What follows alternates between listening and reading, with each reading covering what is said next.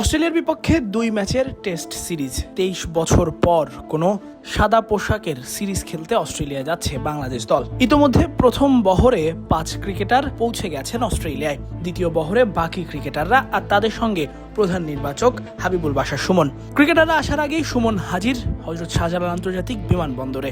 সবার আগে বিমানবন্দরে প্রবেশ করেছেন তিনি। এরপর ক্রিকেটারদের পালা। জাকির আলী অনিক এসেছেন ক্রিকেটারদের মধ্যে সবার আগে। তার হেয়ারস্টাইল নজর কেড়েছে সবার। 2025-এ সবশেষ টেস্ট খেলা এই ব্যাটার এবার যাচ্ছেন বড় স্বপ্ন নিয়ে। হুট করেই আবারও টেস্ট দলে ডাক, আর সেটাকে ধরে রাখতে অস্ট্রেলিয়ায় ভালো কিছু করতেই হবে। তাই জাকির আলী অনিকের কাঁধে অনেক বড় দায়িত্ব। এরপরই দেখা গেল পেসার এবাদতকে। দেশ সবার আগে দেশের টানে ছুটি বাতিল করে সন্তান সম্ভবা স্ত্রীকে রেখেই অস্ট্রেলিয়া যাচ্ছেন এই পেসার। নাহিদ রানা এবং শরীফুলের ইনজুরির কারণে তার ছুটি কমিয়ে আনে বিসিবি। এবাদত বুঝতে পারেন দেশ সবার আগে, যে কারণে তিনি দেশের ডাকে স্ত্রীকে রেখেই চলে আসলেন বাংলাদেশে, আর এখন দলের সঙ্গে যাচ্ছেন অস্ট্রেলিয়ায়।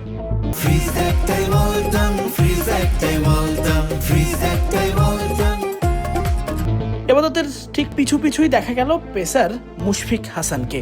মুশফিকের জন্য এই সিরিজটা নিজেকে প্রমাণের মঞ্চ। গতি তারকা নাহিদ রানার ইনজুরি অনুপস্থিতি মুশফিকের সুযোগ তৈরি করে দিয়েছে। নাহিদের মতোই গতিওয়ালা পেসার এই মুশফিক। 3 বছর পর জাতীয় দলে ফেরাটাকে তাই স্মরণীয় করে রাখতে চাইবেন গতি দিয়ে। সেই সঙ্গে অস্ট্রেলিয়ার বাউন্সি উইকেটে মুশফিকের গতি কতটা কাজে লাগে সেটাই দেখার। তবে মুশফিক যখন বিমানবন্দরে এলেন তখন তাকে ঘিরে ধরলো ভক্তরা। একজন তো বলেই বসলেন, একটা ক্যাঙ্গারু ধরে নিয়ে আইসো। মুশফিকের পরে দেখা গেল পেসার হাসান মাহমুদকে।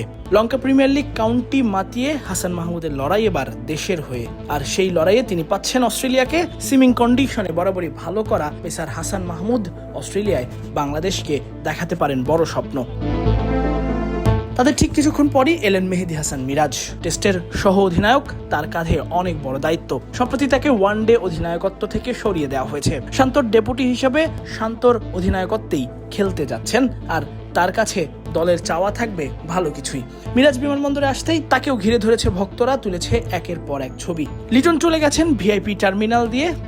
একেবারেই জনসম্মুখে আসেননি, বরং ভিআইপি টার্মিনাল দিয়ে একা একা প্রবেশ করে লিটন বিমানবন্দরের ভেতরে প্রবেশ করেছেন। এখন দেখার বিষয় বাংলাদেশ দল আসলে কেমন করে। যদিও যাওয়ার আগে হাবিবুল বাশার সুমন বলে গেছেন, অস্ট্রেলিয়া জয় অসম্ভব নয়। আমরা কিন্তু এর আগে নিউজিল্যান্ডকে একটা টেস্ট ম্যাচ হারিয়েছিলাম, সেটাও কিন্তু অনেক মানভঙ্গ, সেটাও কিন্তু অনেক কঠিন ব্যাপার ছিল। সেখানেও কিন্তু আর মূল একাদশে অনেক খেলার ছিলেন না, তখন যারা খেলতেন রেগুলার প্লেয়ার, সেখানে কিন্তু জিতেছিলাম। So nothing is impossible, it is a difficult task, we all know that, but it's not something যে ইম্পসিবল একটা ব্যাপার। Tasfiq Polok, Crick frenzy.